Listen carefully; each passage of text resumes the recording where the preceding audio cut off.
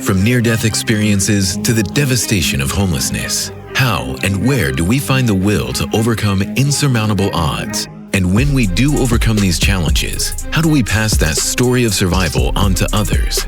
Life on the Rocks is that place where these stories are heard from those who live to tell them. And now, here is your host, Kyle Miller. Welcome to today's show, where today's guest shares how he went from a tree broker on the West Coast, barely being able to drive vehicles, to losing $50K on his second deal, to calling hard money lenders and renegotiating deals because he can't get them sold, to now running 4 companies and kicking ass in Salt Lake City. What's up, guys? Welcome to today's show. It's going to be a little different from the last few that we've done. I'm actually sitting in here with my boy, Michael Burns, out here in Salt Lake City, Utah. You should see the views of this place. Freaking amazing. This is a sweet ass pad, man. But thanks, bro. I'm sure you got some cool ass stories to go along with it, though. Dude, yeah. We all got stories. Stoked to share mine today. So welcome to my pad, dude. You see my Instagram videos and shit, and I know you love Salt Lake and the mountains and all that. So I'm glad to actually have you here and in the flesh. Check it out and see what's up. Yeah, man. Awesome. So we were just chatting a few minutes right before we started this thing and kind of like getting into the stories. And I was, I've heard some of your stuff before. I know as an entrepreneur, as building the companies, you have a couple companies going on. Yeah. You have like some great insight to bring to individuals so they can listen and maybe learn from your experiences, man. And so that's why I wanted to have you on there. I think you could provide great value to people, and like they could really like dig in deep and kind of see what you're made about. Yeah. No, dude, well, and I think, in this Instagram world that we live in, everyone wants to share the wins and show the fucking, all the wins, the Ferraris, the cars, the trips, the watches, and all that shit. Yeah. And I think a lot of people don't talk about the losses or the struggle because it's not sexy, right? It's not that eye-catching thing, but it's, it's the reality of what it is. And, like we have our company's lifestyle now, but before we had our own companies, we went by the Burns Team Homes and Loans. Yeah. And our logo was the iceberg. Yeah. And I love that so much because, it's like you've seen anyone who's seen the poster online, whatever, but the iceberg, it's like no one sees the shit below the water. Right. They just see this beautiful iceberg above the water. Right. And like that's life, right? That's it, man. You only see this little spot, sitting above the water, and everything's built on below it. When you look at these skyscrapers, what's underneath the foundation, how I was actually in Aspen, Colorado last week, and they're building this new building in there. But as you walk by, you can look down and you can kind of see, and you can do this in any town, any city, and how deep they go to start building these foundations. Well, the foundations, it's everything, but you can't, if you don't have a strong foundation, whatever you build on it is either, the foundation is going to make that or break it. Mm-hmm. So that's just one thing that, I think that's cool. You're doing the show on the rocks and talking about the flip side of all that. Yeah. The other thing is people see when someone comes up and all of a sudden they're, getting notoriety or whatever. It's like, oh, this guy's an overnight success. It's like, no, you didn't see fucking 20 years of eating shit and like getting kicked in the dick and just all the losses and stuff. Absolutely. And so I really vibe with that, and I'm stoked to be on the show. Yeah. And, I've definitely got some losses we can talk about for sure. Dude, man. So awesome. So tell me, I know you kind of alluded to it a little bit before. Yeah. So we're talking about foundations. What's built your foundation, man? How have you overcome some of these obstacles that you've had? Dude, I think for me, if you were to ask me just my foundation in general, where there's obstacles or not, is going to be your mindset. Mm-hmm. Your mindset, continual self-development is really my foundation. And then the relationships and the people you're spending your time around. Yeah. Because that's going to build your foundation for success, but also like when you're going through a hard time and a rocky time, like a big part of that foundation is your mindset, the continual self-development and the relationships that you have, So like, yeah, when times are good, it's nice to have those. But when a deal's going sideways or you got something that's not going well, what's your support system look like? Like, who are the people in your corner in that time? Because in my opinion, that's more important than who's on your team when you're fucking winning, right? Absolutely. Because when you're winning, everything's easy and it's all good and everything's smooth, but like, who's there when you're eating shit? Who's there when you're losing? Like, that's what I want to see. Like, what are those relationships like? Who's going to be there when things aren't great? Absolutely. And I say this all the time, right? This Instagram world, I think, and you alluded to it a little bit, it is just put this picture of false sense of reality of what actual people do to become successful, to become this mindset, this winning mindset over this victim mindset, Yeah. Well, there's a sense with that. There's a sense of entitlement. It's like people they see the success but they want it now. And we, when the world is the way that it is now and everything moves so quickly, and it's like, oh, I want dinner, Uber Eats. I want that, like everything's so quickly available. Well, success isn't really, there's going to be some guys that hit it quick, but like success is a process. It's not something you just get. And I think a lot of people, it's like, oh yeah, like we're in the real estate business, right? I want to start flipping houses. Like, oh, I wrote 2 offers. I haven't gotten a deal and made 50 grand. What the fuck? It's like, that's not how it works. And maybe this is a good segue into it. But like when me and my brother first started, it took us a year, bro, and 94 offers to get our first deal. Like, I'll repeat that. Because when people ask me like, oh, hey, we're like, there's not a fucking watering hole with all the deals. And it's like, you got to be part of the secret club to like, you be able to go down to the watering hole. And like, that's where all the deals are at. And that's what all these new investors always ask me. It's like, oh, dude, where do you get your deals? Or where'd your deal come? Where'd you get it? Where'd you get it? And it's like, 10 years of building relationships and networking and all that stuff. But it took us a year, literally a full calendar year, and writing 94 offers. So if you break it down, that's basically 2 offers a week, right? Yeah. Part-time. We're not doing it full-time, but a year and 94 offers before we got our first deal. And the deal didn't even come in on an offer we wrote. It was just a wholesale deal that happened to come in. So we had been eating shit for a year, bro. But think about that, paying your dues, thinking about putting that time in and the effort and the energy. How many deals did you analyze to finally, oh, well, I think we can get this, or I think we can do this, or I think we can do that. And then finally, when that deal comes, it's a deal because you've already analyzed 100 deals. Yeah. Right. And you could probably still screw that up. Oh, dude, 100%. Well, like I started green as green. I knew nothing about anything. Like Home Depot is the last store you would have ever caught me going to, like just not my jam at all. Right. So I remember we plugged into the local SARIA, Salt Lake Real Estate Investors Association, and we would go to all their meetings. So they'd have a monthly meeting every month, and then they'd have a couple lunches throughout the greater Salt Lake area throughout the week. So we went to all of those, and I was networking and like meeting people, putting myself in an environment where, hey, like this is where real estate deals are happening. This is what I want to do. So like my first 10 deals, every piece of that deal came from this group, but I'd been going to it for a year. Every quarter they would have a seminar. So we would go to the seminar, and we met this newer agent. And he was like new, didn't know what he was doing. We were new, didn't know what we were doing. So he had all the time in the world. So he was writing offers for us and comping shit out. And he's probably looking back, like he's learning as we're going. So like we'd go to these houses, we'd walk it and look at it. And he's telling us, hey, this home remodeled could sell for $250,000. Right. And me and my brother are like, oh, dude, I bet the rehab's 20 G's, bro. And for the first 50 deals we looked at, the rehab was 20 grand. Because like, fuck it. We don't know. 20 grand sounds good. And that was back in 2011 when 20 grand would actually like do something. Now it's like paint and carpet, maybe. Yeah. But I remember we'd go to Home Depot, bro. And like, we literally have like a legal pad. Oh, bathtub's $100, a toilet's $80, like a vanity's $200 to $400. And we're literally going to Home Depot aisle by aisle. Like this is how much shit costs.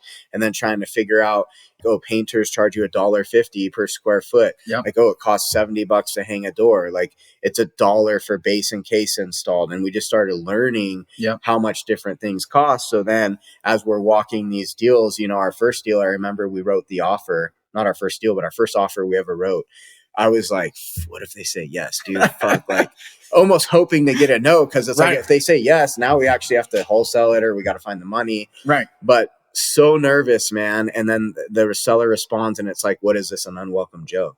Yeah. And I was like, fuck, I'm still alive, dude. That wasn't that bad. No's not that bad of a thing to hear. Right. And that right there, people are so paralyzed to hear a no or a negative experience that they won't even start. Yeah. So anyways, dude, we did that for like a year, finally got a deal. And then slowly our numbers would get better. And it's like, oh, everything's not 20 grand. And we started getting a little more comfortable with this formula that we're learning. And the more information we're exposed to, we're getting, different ways to break down deals. And so like our offers slowly started to get better and better because we truly understood the numbers. Yeah. And then after a year, really the universe just threw us up a layup deal. The way everything happened was fucking like crazy.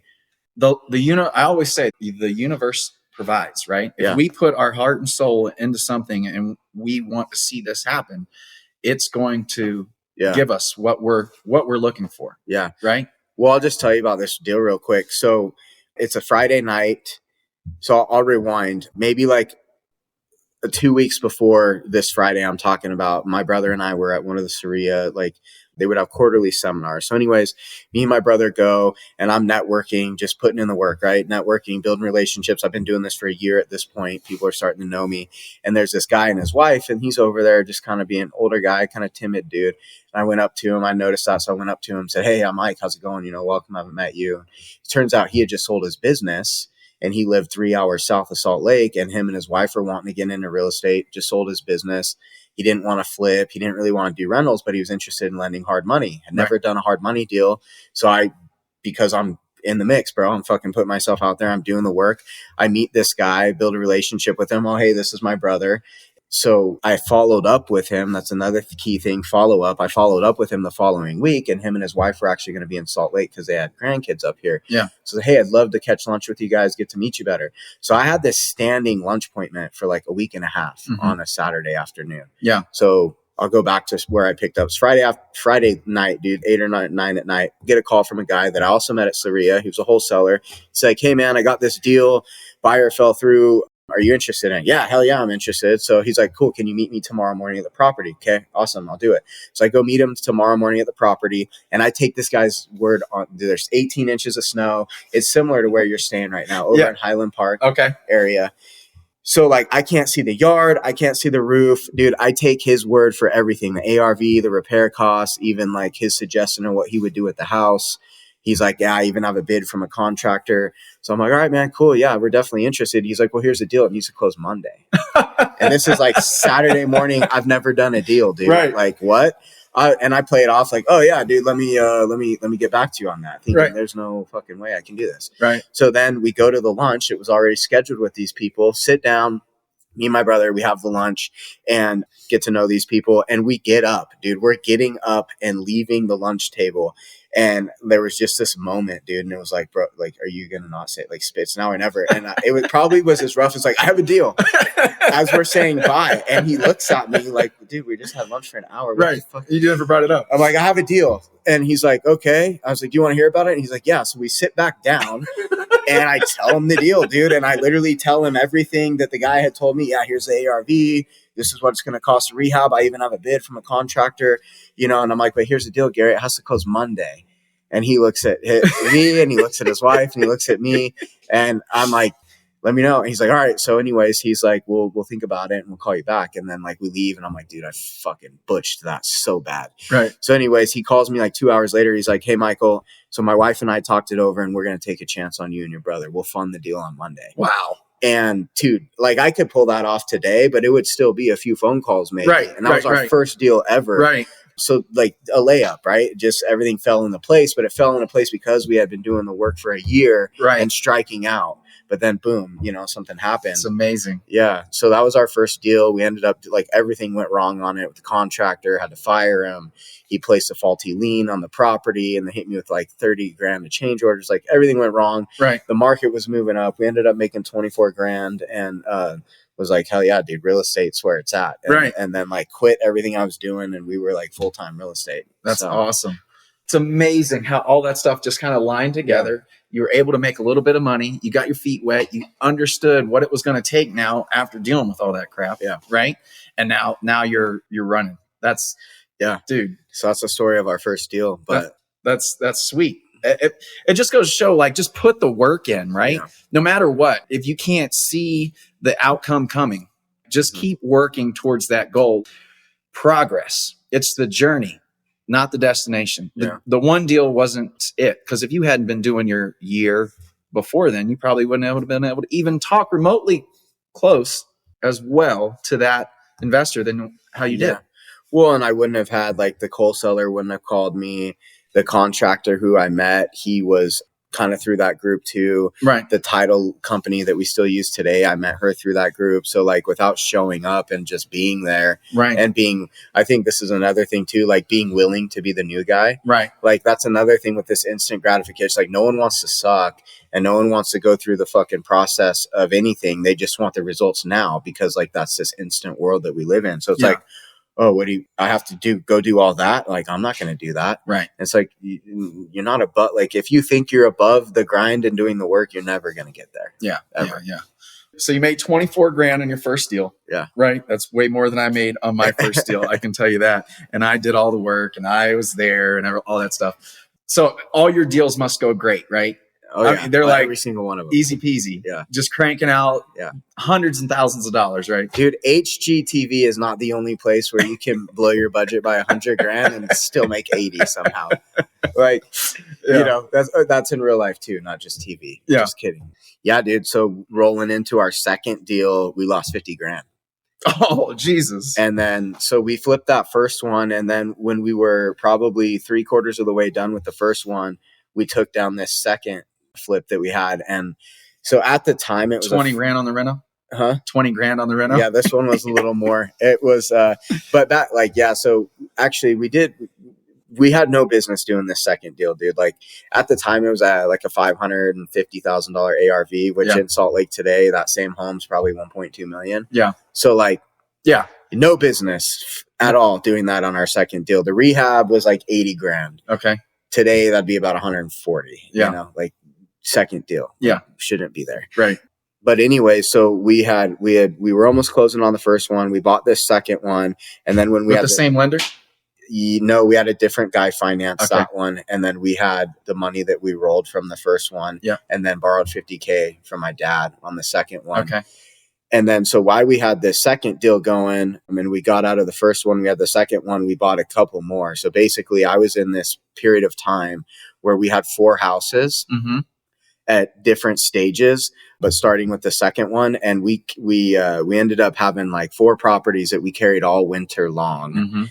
And I had hard money loans coming due from 4 different lenders on all 4 properties. Yeah. It's like the 6-month loan was up. So every month, dude, I'm calling up and having to renegotiate the terms on this hard money loan. Yeah. And like every single month with 4 different guys. Plus, like we have these homes that are completed and they're sitting on the market. Yeah. I didn't do price drops, fast enough. And back then it took like anywhere from 60 to 120 days to sell a house, not like 2 days like it is now. Right. So anyways, this was an extremely hard test. So we had this house that like we can run the numbers and see like we're fucking losing money on this, right? So you're new in the game.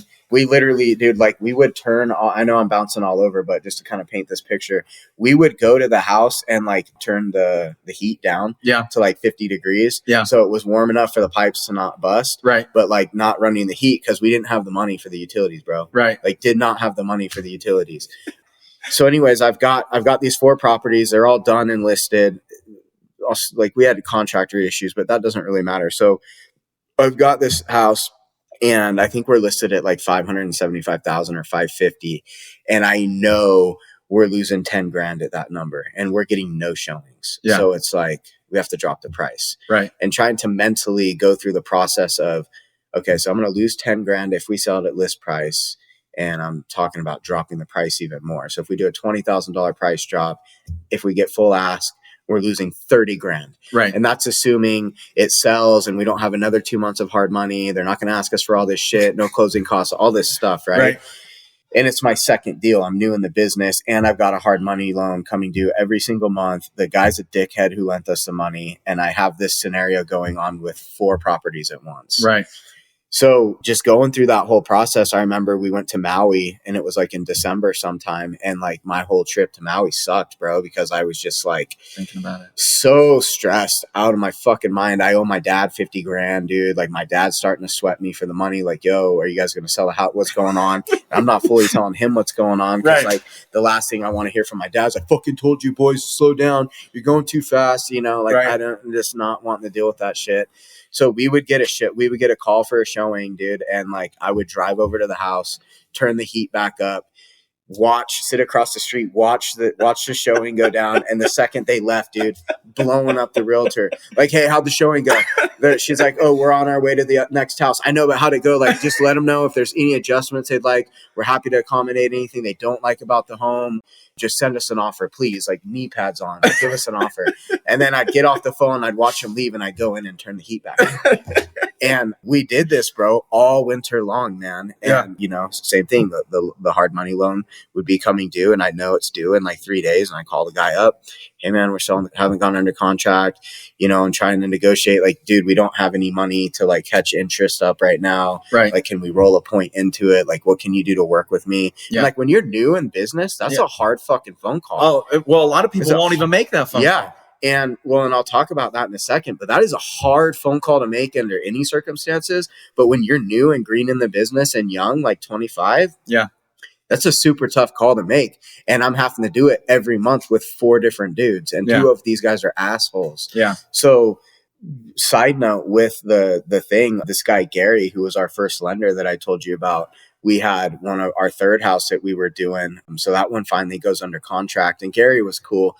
So he didn't sweat us too much about going through the 6-month period. But I remember calling him up and I'm like, hey, Gary, like, here's the deal. We have an offer on the house, but when we look at all the numbers, basically I'm not going to be able to pay you all your interest.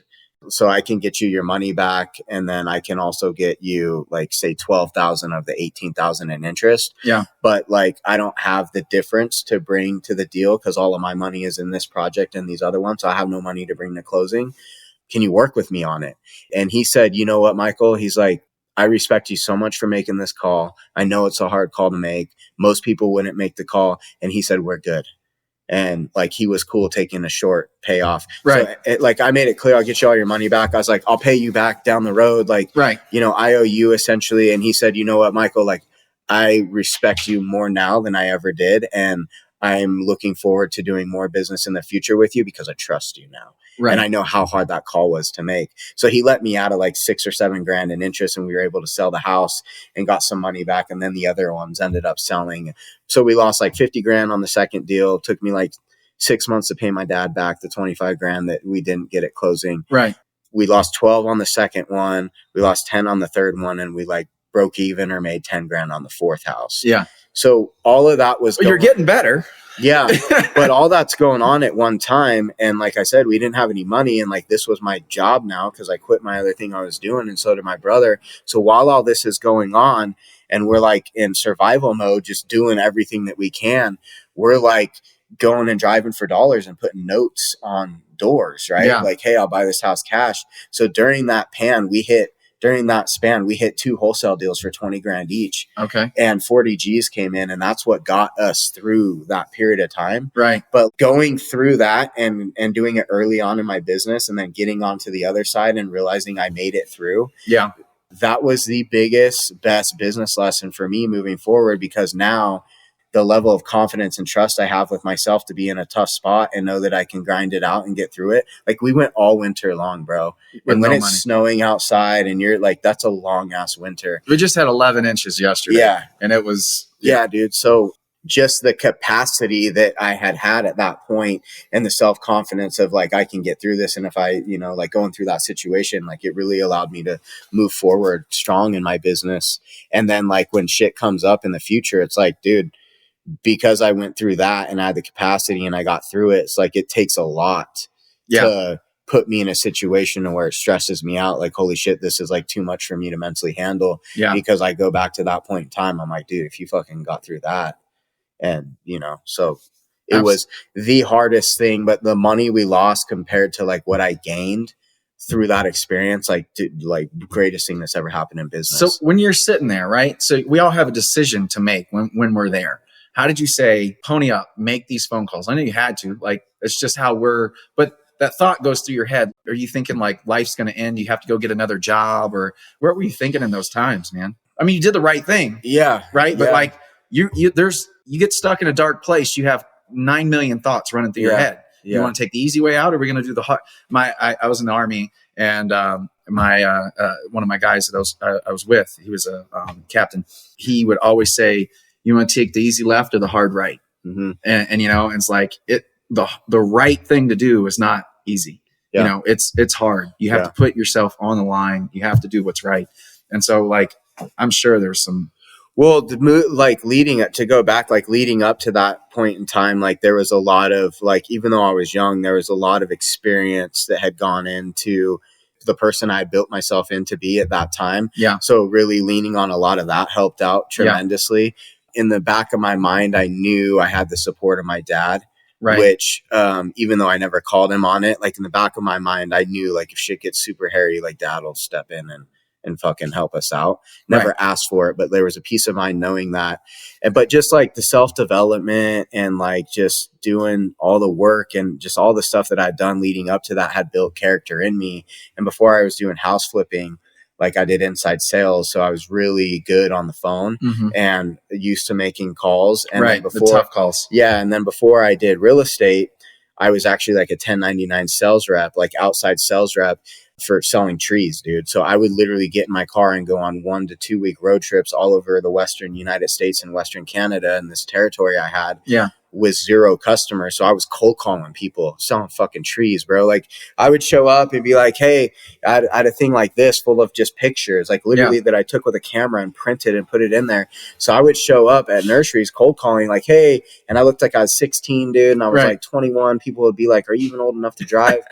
And I'd roll in and I'd say, hi, is the owner of this place or is the manager available? And they'd be like, yeah, why? Like, oh, I'm with Leo Gentry Nursery. Like I want to talk to him about like our product, you know? And so like doing that, like hundreds, dude, maybe 1,000 cold calls of doing that.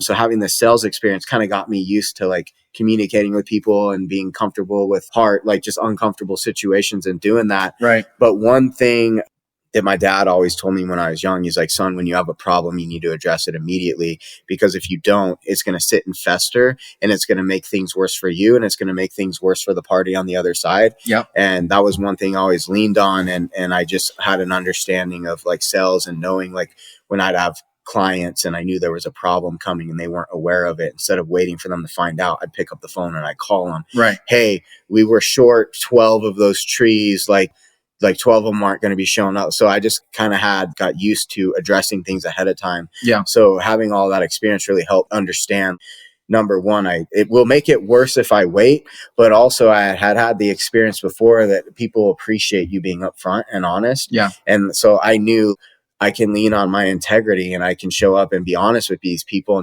and I would tell them that like, hey, I don't have the best news for you today, but like, I don't know what else to do. I'm calling you and I'm just telling you what's going on. And I would tell these people, if you want to come look at the house, like if there's anything I can do, I'm trying to work with you on this. Yep. And I would just put the relationship first and I would just be open and honest and fucking like, what else is there really to do, dude? Like, like I'm literally doing the best that I can. And all these people I was dealing with, even though some of the guys that were sweating us, like at the end of the day, you can't not respect someone in that spot making the phone call. Right. But then also when I would sit and think about it, I would also realize, well, these guys need me to perform too. Yeah. So I started to almost like, I had the idea that the reality is if they take the house from me, I'm going to lose this money, but it's still a problem for them. Yeah. So if I can just communicate and let them know there's a problem, but I'm doing my best to handle it, they don't want to fucking deal with what I'm dealing with. That's why they're lending. So that gave me a little bit of peace of mind. I slowly started understanding like these guys need me to execute. They need me to perform. Yeah. Even though I have money in the deal, they still need me to do the deal. So all of that really helped me out a bunch with like doing that. There's another thing that came to mind, but it'll come back. Yeah. It's so important. And what I always it's called managing the expectations. Mm-hmm. And if we can get in front of it and we can clearly communicate what's going to happen and how we're working towards, and you can't fault anybody for that. You're just kind of like, okay. I mean, if somebody comes to me with an issue and then they come to me and say, hey, this is how we're handling that issue. And this is the plan moving forward. You've already thought about it. You've already put the effort into it. And now you got a good plan. Maybe then I might be able to say, well, maybe try this or do this, or they're in that game together with you. Well, and I think when anyone's investing money, right, whether it's me putting money into my deals, like I do some hard money lending, like I've invested in businesses, when I'm looking at it, like I'm looking at what's the opportunity. But for me, I'm more like, who's this person I'm going to be investing with? Right. And I'm looking at them and I want to make money, but the first thing is like return of my capital, not return on my capital, but also like, who is this individual? And the response that I would get with these calls, it's like the guys weren't happy, but I could also feel the feedback from them of like, I trust this guy because he's being honest with me. Yeah. And I could kind of sense on that. And it was really such a huge learning thing, because it was like confirmation of what my dad had always told me. So anyways, but one big thing, what I was telling you, I forgot, when I was going through this, you know, I had walked away from my plant brokering business and I was in it, and I just kept saying like, dude, fucking, this is what I'm doing, bro. Like, what am I going to fucking, like, I can't go back to that. I'm not going to get a job. So I would literally say plan B is reinforcing plan A. Like, this is what I'm fucking doing. Plan B is reinforcing plan A, period. This is what we're doing. So we had a couple wholesale deals come through because we were out there not licking our wounds. We were out there doing shit, hustling, keep showing up. And then what was cool too is a lot of the community that we were networking with, they saw these deals that we had, and you know, I was showing people to them and trying to market them, and then people were seeing these deals going sideways, and they're seeing like me and my brother like having a tough time, but we rode out of that motherfucker too. So it almost helped build my reputation a little bit as credibility. well. Yeah, absolutely. Like, oh God, those guys, we know they lost money on those deals and they still did it. Yeah. Dude. Yeah. And the thing with these is you don't see the lessons while you're in them. Like, you're in it, it sucks, and you're eating shit, and you're just like, please, dude, like, God, just help me out here. I want out, dude. Like, uncle, I get like, right. And show me the way. Yeah. When you get through them and you can look back, it's usually, I've found that those hardest times are our biggest lessons if you can look at it from that perspective. And that's, again, a personal accountability and a mindset thing. You're either going to be a little victim bitch, like, oh, you know, and that's one comment that I would get from so many people, like, dude, you're still going to flip. You're still flipping. Like, you're going to, like, people were almost surprised that we were staying in the business. Like, well, what am I going to quit? Like, right. When so many people like, oh God, we lost money on that doesn't work. That doesn't work. And that was a big eye-opening thing to me, where I almost knew I had an advantage over the average dude, is when people would legitimately question like that I'm not quitting and I'm staying in the business. Right. I knew like I'm it was a separator that I could see, like, I'm different from these guys, because this fucking dude just told me he would have quit if he was in my spot. Yeah. So then my self-confidence even rose a little bit more, because I'm like, these are my competition, and like, I'm not a fucking quitter, and this guy obviously is. But if you, what do you think the percentage of population out there that would just quit out of like everybody that you talk to? Yeah, I think it depends. I think there's different levels of it, but I think it's probably the 80-20 rule. Yeah. Yeah. Like, most people wouldn't have gone past 5 offers. And so if you take a group would have fallen off at 5, another group would have fallen off at 20. Yeah. A huge group would have fallen off at 50. Yeah. And I think maybe 5% of people would have kept going after they had no on 50 offers. You know what I mean? Yeah. And then with those houses, like, dude, it would have been way easier to be like, I'm already losing this on this deal. Like, fuck it. I should just walk up, tell the guy, sorry, dude, I don't know what to do. Yeah. And just bitched out on it. Yeah. I think a lot of people like would have done that too. Yeah. You know? No, I literally had this conversation with one of my lenders the other day. He was telling me he lent money on a deal, and the guy was going to do a development deal, a couple 90 acres or something like that. And, they went through, they started getting the numbers for everything. I think they flipped the house and realized that the land on it, they weren't going to make any money. So they said, here, you take back. And they just walked away from it. Yeah. Like, crazy. They signed up for the whole deal. They said they were committed. They're going to do X, Y, Z, and then just turn around and walk away from it because they didn't feel like they're going to make enough money on it. Yeah. Or make any money on it. Yeah. Well, and that's just such a short-sighted thing. It's like, yeah, maybe you dodged a bullet on the deal, maybe not, but you just burned a whole relationship. Not so one, multiple. So the relationships are now burned, but now the integrity that you just lost with yourself, because you know you're a piece of shit, you know your word's not worth anything. Yeah. So like now you're burning relationships not only with outside people but with yourself. Yeah. Your confidence is going to come down, and that's going to be a downroad. So you can't feel good about that. No. And you know, for me, core values and relationships is what I've built my business on. Yeah. And like there's been deals, dude, where I committed to a deal with maybe a wholesaler or something, and then I go see it, or I realize we have a potential of losing money on this, and I'll still close on it because I'm not gonna. My reputation and my relationship's not worth 10 grand or whatever it is I'm trying to avoid losing. Right. And I think there's a character piece there, but there's also being short-sighted. Mm-hmm. And if you're going to be in business and an entrepreneur, dude, like you can't be short-sighted. And here's the other thing. Like, I think there's so many people out there that are actually in the business that are doing deals, and they're really stingy. They're really tight. They hold everything close. They don't want to share anything. Yeah. Like this is getting more into a little bit if you're getting into that real estate game, but like your hard money guys, those guys are your partners. They want to see you win. Those guys are in the deal with you together. Yeah. And if you're in the very beginning, you're going to pay a little bit more up front to make all that stuff happen. Right. It's just the way the game's going to get played. But I had a deal come to me a couple weeks ago, and it was through a realtor, and I didn't have a relationship with this realtor yet. And she's a big player in town. And they're like, "Oh, we can do this deal. This is the most the seller will come down on the deal." And I go, it's not a deal that I like, but I'm going to do it. Right. And so I do the deal.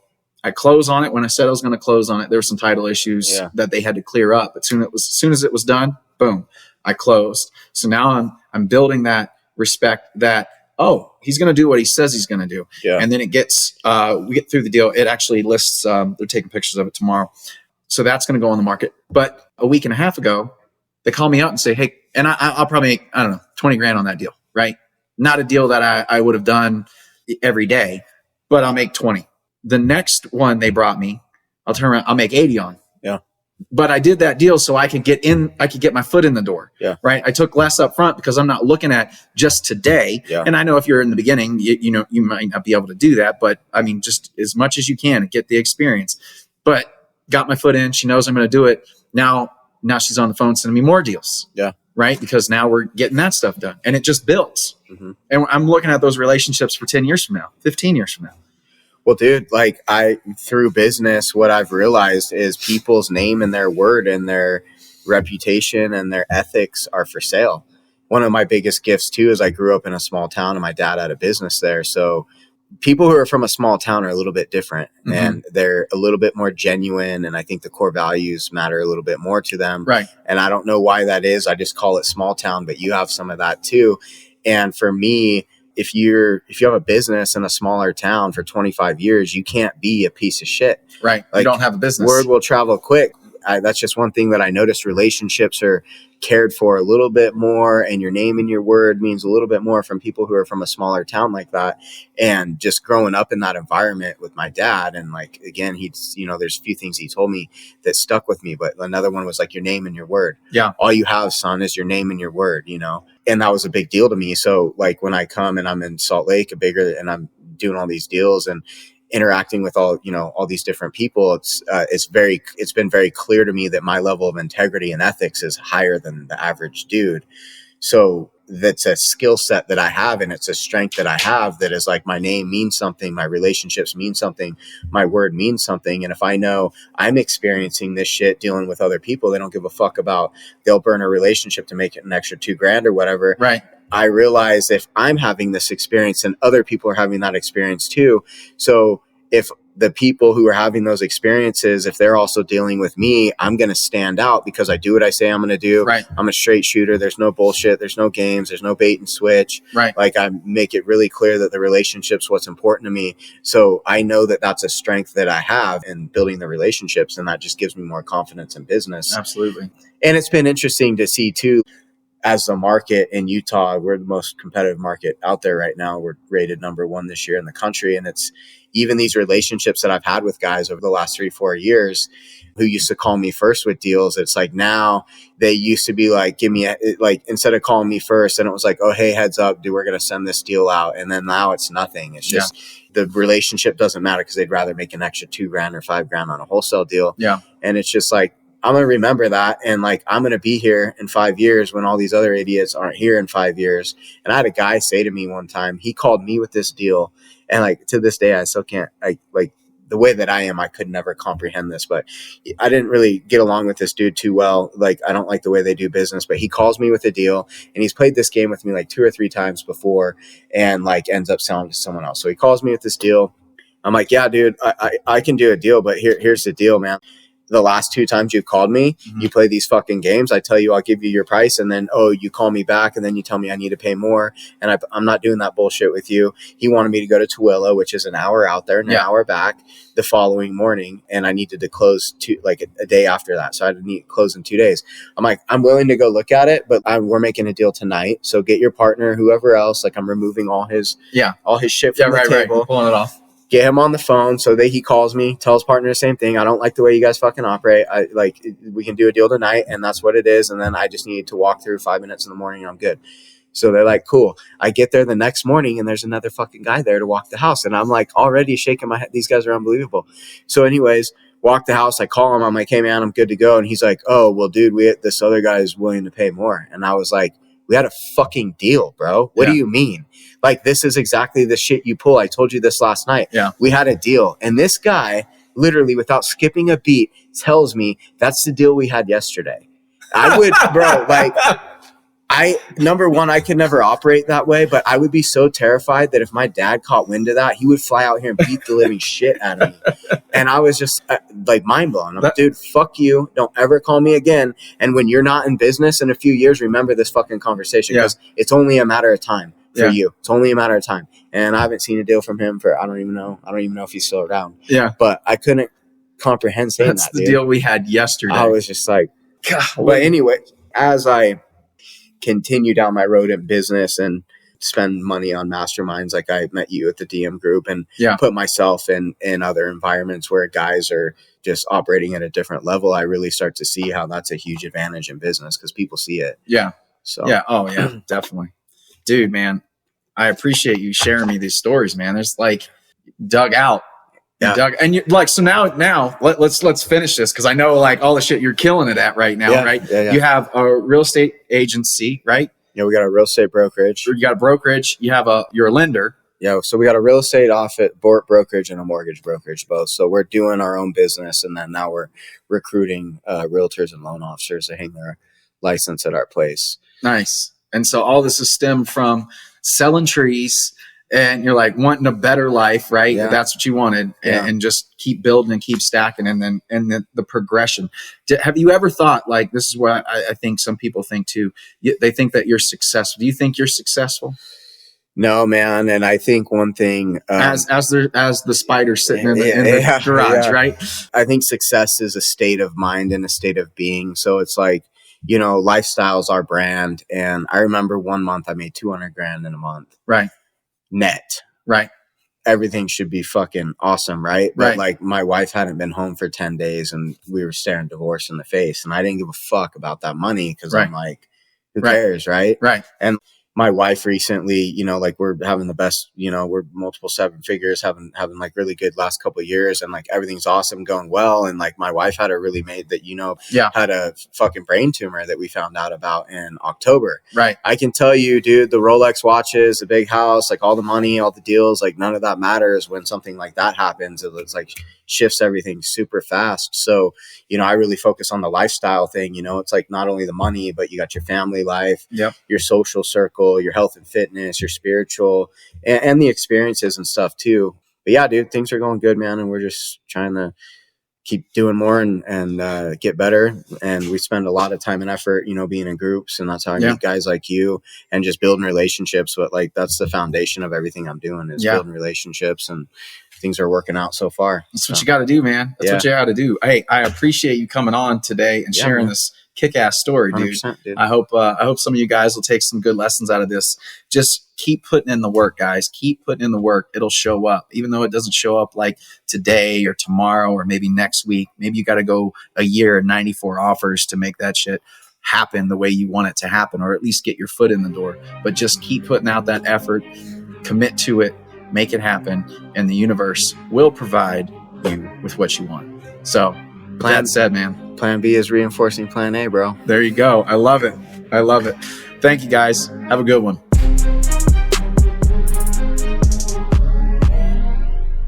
This is thepodcastfactory.com.